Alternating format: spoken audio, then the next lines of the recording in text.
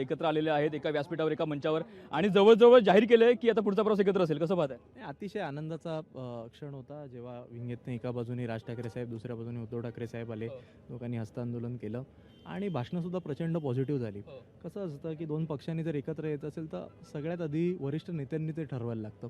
आता त्यांनी जर ठरवलं ते तर बाकीचं सांभाळायला आम्ही आहोत ना सगळे. दोन्ही पक्षातले दुसऱ्या फळीतले नेते आहेत.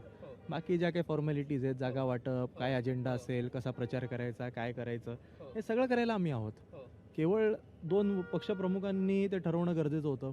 आज या हिंदी सक्तीच्या विरोधाच्या निमित्ताने ते झालं, याचा आनंद आहे.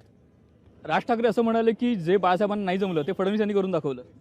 नाही, खरंच आहे ना की जर कदाचित ही हिंदी सक्तीचा GR निघाला नसता आणि मराठीवर अन्यायकारक जे काय सगळं नॅशनल एज्युकेशन पॉलिसीमध्ये काम चालू होतं ते जर झालं नसतं तर कदाचित हा क्षण देखील बघायला मिळाला नसता. कारण शेवटी एक निमित्त लागतं.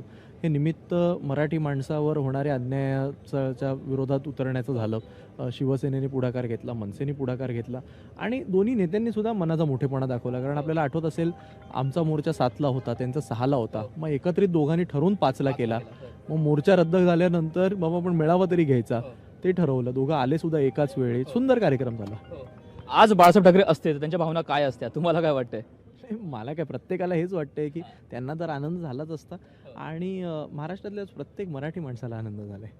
या युतीचा किंवा या नवीन पक्षाच्या एंट्रीचा, दोन्ही ठाकरे बंधू एकत्र येण्याचा महाविकास आघाडीवर काय परिणाम होऊ शकतो? चांगला की वाईट? ते चांगला होईल ना, का वाईट होईल? म्हणजे जो मोर्चा होणार होता त्यामध्ये काँग्रेससुद्धा सहभागी होणार होते. त्यांचे प्रदेशाध्यक्ष सुद्धा येणार होते. आज स्वतः सुप्रियाताई आलेल्या मोर्चाला. पवारसाहेब काहीतरी आव्हाड होते. त्यामुळे चांगलाच परिणाम होईल. अशा प्रकारे या संपूर्ण ठाकरे बंधू एकत्र येण्याचा चांगलाच परिणाम राजकारणावर होईल आणि महाविकास आघाडीवर याचा कोणताही परिणाम होणार नाही. जागा वाटप सुद्धा आम्ही खालची फळी जी आहे ती आम्ही निश्चितपणे करू, अशा प्रकारे देखील वरुण सरदेसाई यांनी आपली भूमिका स्पष्ट केलेली आहे.